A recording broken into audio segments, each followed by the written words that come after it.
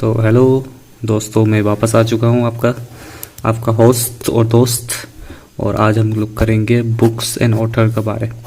Books and author जो most important 20 question करेंगे हम, जो मतलब बहुत इम्पोर्टेंट है, जो रिपीटेटिव मतलब ये कम्पिटिटिव एग्ज़ाम में आते रहता है। तो चलिए शुरू करते हैं। तो चलिए हम लोग फर्स्ट क्वेश्चन शुरू करते हैं। तो फर्स्ट क्वेश्चन क्या है? Which of the following book is written by Vishnu Sharma? कौन सा शर्मा? विष्णु शर्मा। शर्मा जी का बेटा है। तो विष्णु शर्मा ने क्या बुक लिखा था? विष्णु शर्मा ने लिखा था पंचतंत्र। पंचतंत्र लिखा था। और इसका जो एडिशनल इंफॉर्मेशन क्या है आप ये जानिए। ये जो कौन सा डायनेस्टी का समय में था? ये जो था गुप्ता डायनेस्टी का समय में। गुप्ता डायनेस्टी का समय में ये लिखा गया था ये बुक जो। और इसके बाद ये जो सेकंड हाईएस्ट रीडिंग बुक है, सेकंड हाईएस्ट रीडिंग बुक है पंचतंत्र। पंचतंत्र कहानी तो आप लोग बचपन में सुना ही होगा।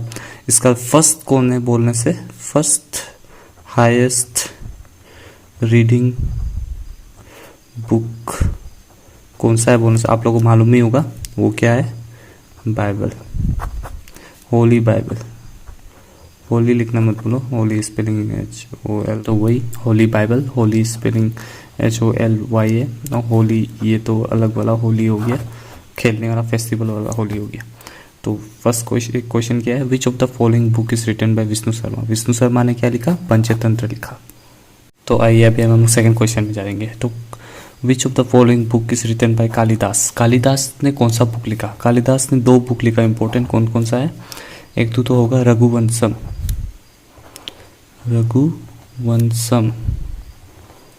और एक है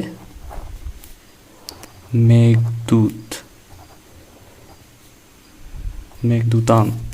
तो ये दो बुक ने लिखा कालिदास ने। रघुवंशम तो पता ही होगा, रघुवंशम का क्लैन का बारे में। उसमें से लास्ट में जो आता है वो लॉर्ड राम होता है। तो वो लॉर्ड राम सबसे ठीक है, वो तो सबको मालूम ही है कि के अंदर है ये द परफेक्ट मैन बोला जाता है इसको। इसके बाद द परफेक्ट मैन बोला जाता है। इसके बाद ये कौन सा डायनेस्टी में था बोलने से? ये भी सेम गुप्ता डायनेस्टी में ही कालिदास इसको लिखा गया था। रघुवंशम एंड मेघदूताम। तो चलो अभी हम थर्ड क्वेश्चन में आते हैं। थर्ड क्वेश्चन में क्या है? Which of the following books is written by वत्सायनान ने कौन सा बुक लिखा था? वत्सायनान ने कौन सा बुक लिखा था? आपको मालूम ही होगा, ये तो सब लड़का को मालूम ही होगा। ये क्या लिखा था? कामसूत्र बुक ने किसने लिखा था? वत्सायन ने लिखा। और ये भी कौन सा डायनेस्टी में था? कौन सा डायनेस्टी का एरा में था? ये भी गुप्ता डायनेस्टी एरा में ही इसने ये बुक लिखा था। गुप्ता डायनेस्टी एरा को क्या बोला जाता है? अगर पूछा जाएगा कि गोल्डन पीरियड ऑफ इंडिया बोलने से क्या होगा? गोल्डन पीरियड ऑफ इंडिया तो बोलने से क्या होगा? गुप्ता डायनेस्टी। ठीक है। फोर्थ क्वेश्चन में आते हैं। द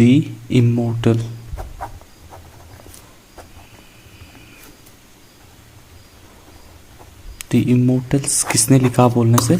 जिसने लिखा अमित चौधरी ने लिखा। और ये बहुत इम्पोर्टेंट है, बहुत है, क्योंकि देखो golden threshold, the bird of time and broken wings. किसने लिखा? बोलने से इसने लिखा।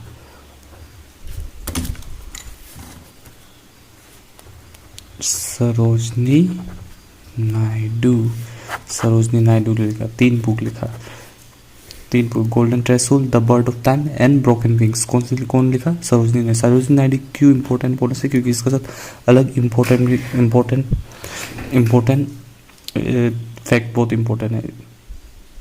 और वो क्या है बोलने से? सरोजनी नायडू जो क्या है?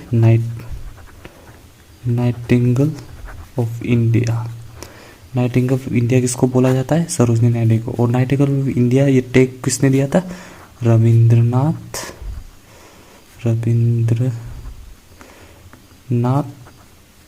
टैगोर ने दिया था। इसके बाद सेकेंड इम्पोर्टेंट इंफॉर्मेशन क्या है? फर्स्ट INC का women first Indian women president कौन था? Sarojini Naidu. First INC India का वुमेन कौन था? सरोजनी नायडू। फर्स्ट वुमेन पूछा जाएगा, अगर फर्स्ट वुमेन INC प्रेसिडेंट बोला जाएगा तो कौन होगा? Annie Besant. लेकिन वो इंडियन नहीं था। सरोजनी नायडू इंडियन था। ये बहुत इंपॉर्टेंट है। Golden threshold, the bird of time and broken wing किसने लिखा? सरोजनी नायडू। ये इंपॉर्टेंट है। आगे क्वेश्चन नंबर 6 में। क्वेश्चन नंबर 6 क्या बोलता है कि imagine India ideas for the new century. किसने लिखा? ये किसने लिखा? ये नंदा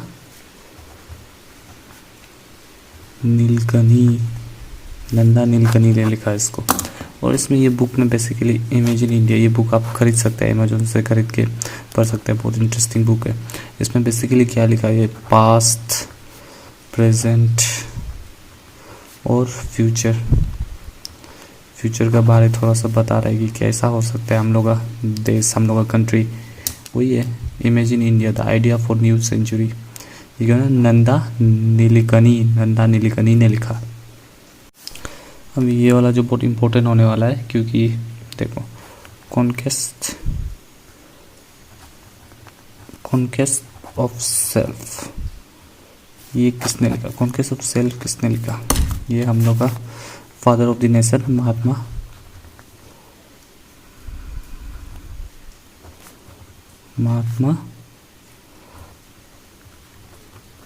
गांधी जी ने लिखा। द कॉन्क्वेस्ट ऑफ सेल्फ, ये बहुत इंपॉर्टेंट है। तो महात्मा गांधी का न्यूज़पेपर जो क्या था? The Indian opinion. और इसका 2 जर्नल निकालता है। न्यूज़पेपर और जर्नल में क्या फ़र्क होता है तो मालूम ही होगा। जर्नल का मतलब होता है वीक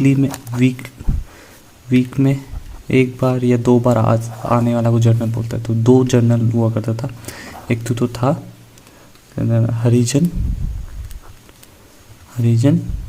और एक क्या था बोलने से?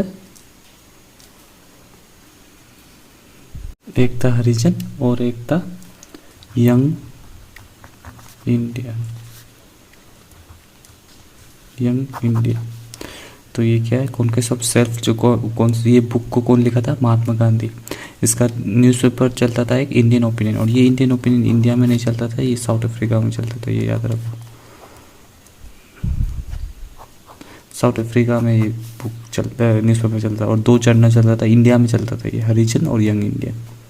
और एक न्यूज़पेपर चलता था, ये तो साउथ अफ्रीका में चलता था, लेकिन इंडिया में एक न्यूज़पेपर चलता था। वो न्यूज़पेपर का नाम था नव जीवन। हम क्वेश्चन नंबर 8 में आ गया। क्वेश्चन नंबर 8 क्या है? प्लेइंग टू विन, ये कौन सा, इसका ऑथर कौन है? इसका ऑथर जो कौन है, इसका ऑथर जो है साइना नेहवाल। ये जो क्या है,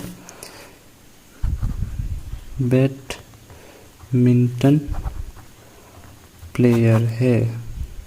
सानिया नेहवाल के बारे में कुछ हम लोग फैक्ट जान लेगा। सानिया नेहवाल जो क्या था, 2012 ओलंपिक में ये जो bronze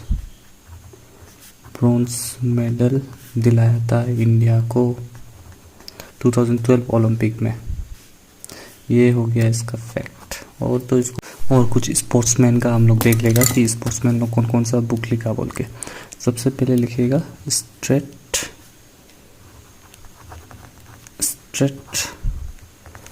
from the heart. Straight from the heart किसने लिखा? कपिल देव। तो मालूम ही होगा, ये कैप्टन था इंडिया को वर्ल्ड कप जिताने में। ये बहुत बड़ा इसका रोल था। इसका playing it my way, playing it my way बहुत इंपॉर्टेंट है। सर कौन लिखा था? सचिन तेंदुलकर लिखा था प्लेइंग इट माई वे, ये इंपॉर्टेंट है। इसके बाद the test of my life किसने लिखा था?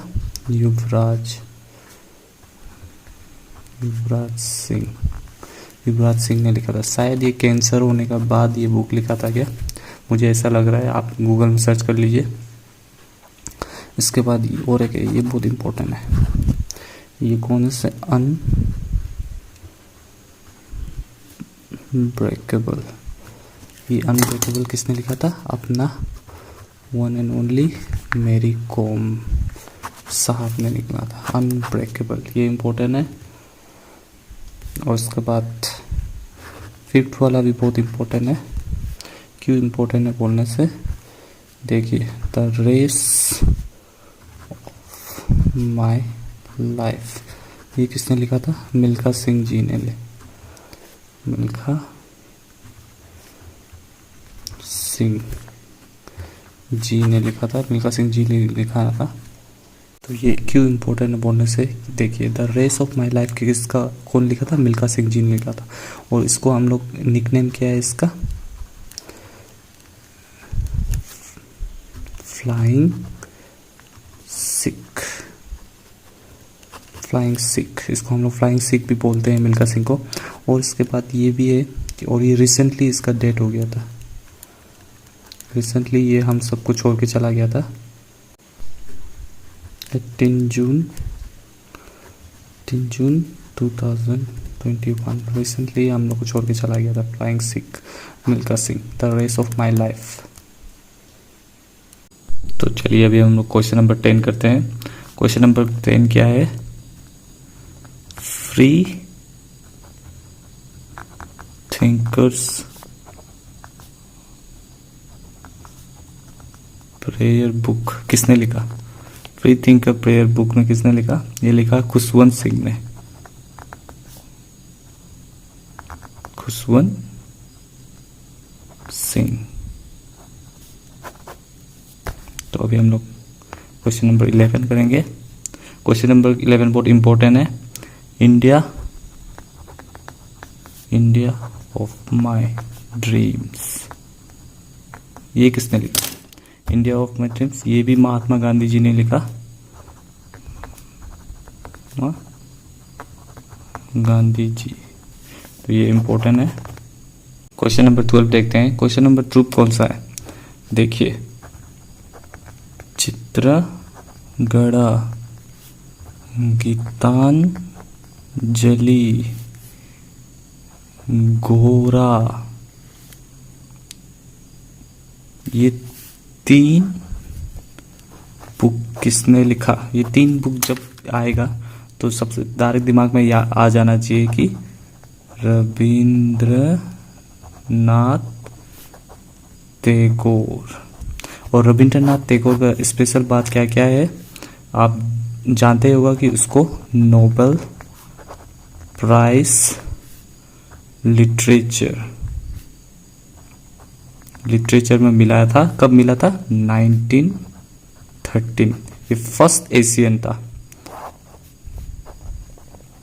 फर्स्ट एशियन जिसको नोबेल प्राइज मिला था। किसको मिला था? रविंद्रनाथ टैगोर जी को।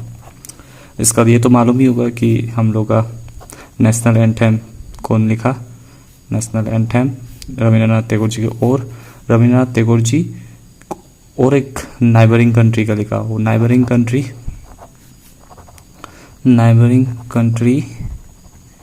का नेशनल एंथम लिखा। कौन सा नाइबरिंग कंट्री का नेशनल एंथम लिखा? आप कमेंट सेक्शन में बोलिए मुझे।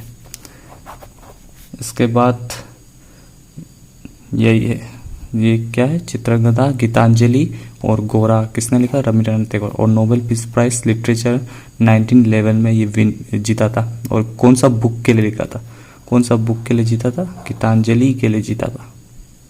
अब आ गए हम क्वेश्चन नंबर 13 करने। क्वेश्चन नंबर 13 क्या है? Glimpse of world and discovery of India. ये किसने लिखा था? इसको तो सब लोग मालूम ही होगा। डिस्कवरी ऑफ इंडिया किसने लिखा था? डिस्कवरी ऑफ इंडिया हम लोग का फर्स्ट पीएम प्राइम मिनिस्टर ने लिखा था। फर्स्ट प्राइम मिनिस्टर कौन है? जवाहरलाल नेहरू। जवाहरलाल नेहरू। और जवाहरलाल नेहरू का फादर का नाम क्या है? Motilal Nehru. Glimpse of world and discovery of India कौन लिखा था? जवाहरलाल नेहरू। ये इंपॉर्टेंट है। और अब आप आ गए हैं क्वेश्चन नंबर 14 में। क्वेश्चन नंबर 14 में India the future is now किसने लिखा? India the future is now ये किसने लिखा? ये किसने लिखा? ये हमारे ने शशि थरूर जी ने लिखा। और इसका एक बुक है बहुत इंपॉर्टेंट वाला, why I am a Hindu. ये भी बहुत इंपॉर्टेंट है। The future is now Shashi Tharoor ने लिखा। वाई एम हिंदू ये भी किसने लिखा? शशि थरूर ने लिखा। तो अभी हम क्वेश्चन नंबर 15 में आ गए। ये इंपॉर्टेंट है। द व्हाइट टाइगर ये किसने लिखा? The white tiger. ये व्हाइट टाइगर ने किसने लिखा? अरविंद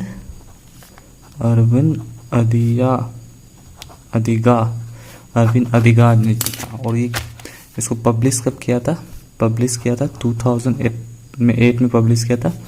और ये जो क्या जीता था? ये जो विन भी हुआ था, ये 40th मैन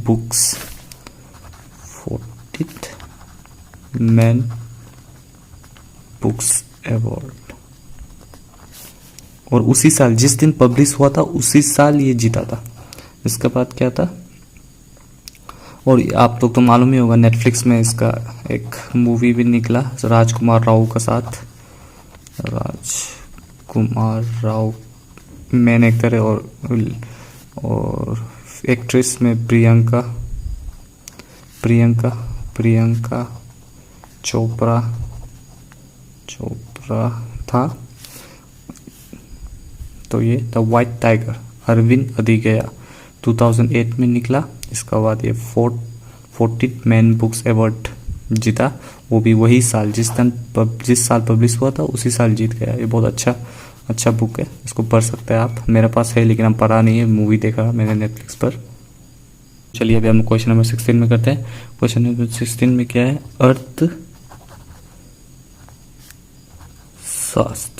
अर्थशास्त्र किसने लिखा? कौटिल्य का अलग नाम क्या है? चाणक्य ज्यादा पहचाना जाता है नाम। और अर्थशास्त्र लिखा था। और अर्थशास्त्र में क्या था? अर्थशास्त्र की क्या अंदर है? वो एक किंगडम को कैसे रन किया जाए, उसमें ये पूरा लिखा हुआ था कि अर्थशास्त्र कि एक किंगडम को कैसे रन हो सकता है, उसको चला सकता है, किसने लिखा था? चाणक्य ने। अभी सब लोग न्यूज़ में बोलते हैं कि न्यू चाणक्य कौन है, बोलता है अमित शाह जी को बोला जाता है। अमित शाह जी कौन है बोलने से इंडिया का अभी होम मिनिस्टर अमित शाह। तो अभी हम लोग आ गया क्वेश्चन नंबर 17। क्वेश्चन नंबर 17 क्या है? क्वेश्चन नंबर 17 है भगवत गीता किसने लिखा? भगवत गीता किसने लिखा? भगवत गीता ने वेद व्यास ने लिखा। तो अभी क्वेश्चन नंबर 18 में आ गया। क्वेश्चन नंबर 18 क्या है? इटर्नल इंडिया किसने लिखा था? इटर्नल इंडिया किसने लिखा था? इंडिया का पीएम ने लिखा था। और भी इंडिया का पीएम क्या? फर्स्ट फीमेल पीएम कौन है? इंदिरा गांधी जी ने लिखा। First and only female PM. First and only PM female PM कौन है? इंदिरा गांधी जी। और इटर्नल इंडिया किसने लिखा था? इंदिरा गांधी जी ने। क्वेश्चन नंबर 19 में आ गया। क्वेश्चन नंबर 19 बहुत इंपॉर्टेंट है। देवदास किसने लिखा था? देवदास किसने लिखा था? शरत चंद्र चट्टोपाध्याय। कौन लिखा था? शरत चंद्र चट्टोपाध्याय। देवदास ने कितने लिखा? शरत चंद्र चट्टोपाध्याय। क्वेश्चन नंबर 20 में आ गया। ये मोस्ट इंपॉर्टेंट है। ये क्यों इंपॉर्टेंट बोले से? ये अरुणाचल कॉन्टेक्स्ट में बोलने से, क्योंकि देखो ये क्या है? अरुणाचल